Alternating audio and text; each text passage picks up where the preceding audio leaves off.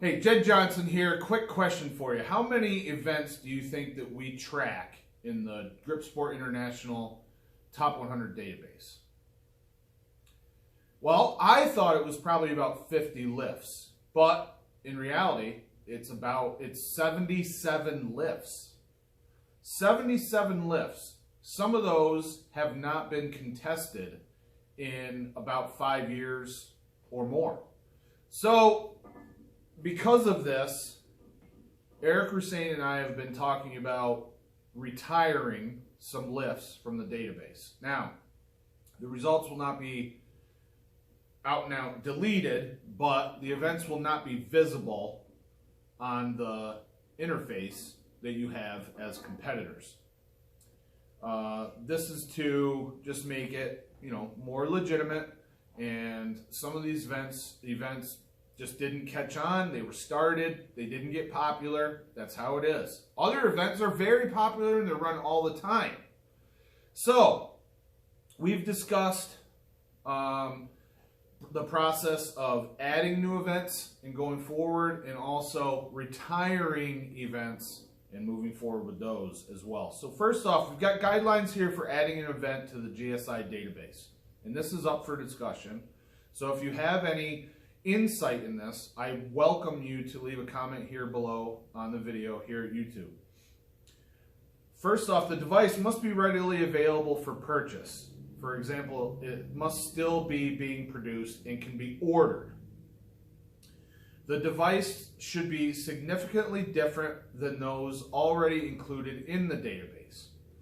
Not just another rolling handle or vertical bar that is very similar in function and dimensions to devices that are already tracked. If a device is made in multiple sizes, no more than 3 sizes are to be included in the database. Likely to be the first 3 sizes that are included in sanctioned contests. If there is an interest in adding a size, another one would need to be swapped out. Devices that have the same size and are made of the same basic materials as devices already included in the database can be suggested for combining in the database. Minor differences in texture would be permitted. These cannot be one-off builds. They need to be readily available for purchase. So we've already been doing this with some lifts, including Saxon bar lifts. So if you have a 2x5 Saxon bar that is nearly identical in design, but more than one company produces that on a regular basis, then those lifts are combined into one list. A good example would be also the 3x4 Saxon bar, because multiple companies make that and the different varieties have been used in many different contests. Here are some guidelines for retiring an event from the GSI database. Again, not deleted, they'll just be hidden. Events that haven't been included in a sanctioned contest in 5 or more years. Events that are no longer readily available for purchase. For example, they're no longer being manufactured.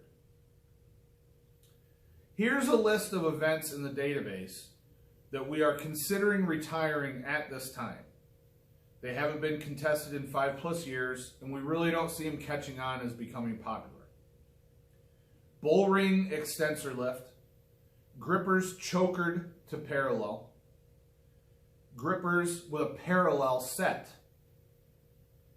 the LGC rolling handle, the one-hand axle deadlift, the one-hand plateau buster, the pinch block curl, the rim lift from the grip tops line, 1.5-inch vertical bar, 50mm vertical bar, 30mm block set grippers, credit card set grippers, and TNS grippers, table no set grippers.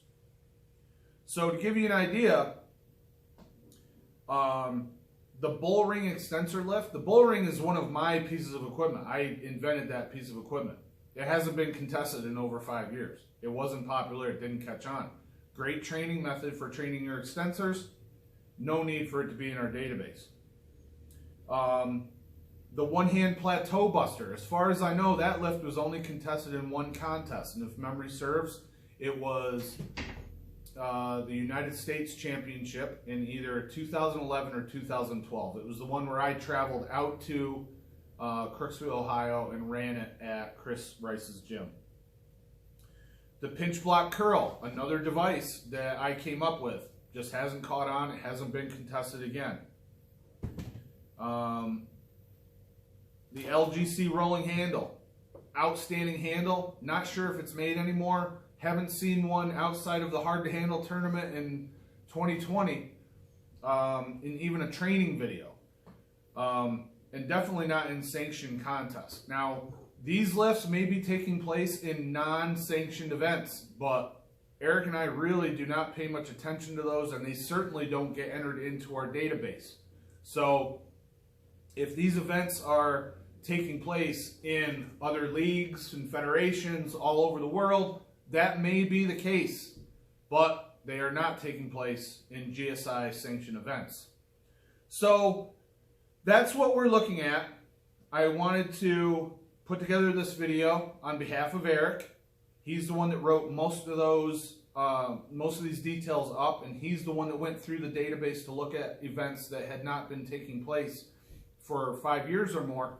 I appreciate the time that he put into this, and he's also the person that enters the great majority, 99.999% of the contest events that take place. He is entering them. So, you know, I take his opinion on this very close to heart because he's the one that's managing all this, not me. Like I said, I thought we were at about 50 events in the tracking system, and it was 77. So I couldn't even believe that. That's excessive. That's definitely excessive. So what do you think? If you have any feedback, leave it in the comments section below. And as always, you can give this video a like, you can subscribe, share with your friends, post it around so everybody knows about it, and they have an idea of what's going on with some of these events. Thanks for your time, and all the best in your training. Take care.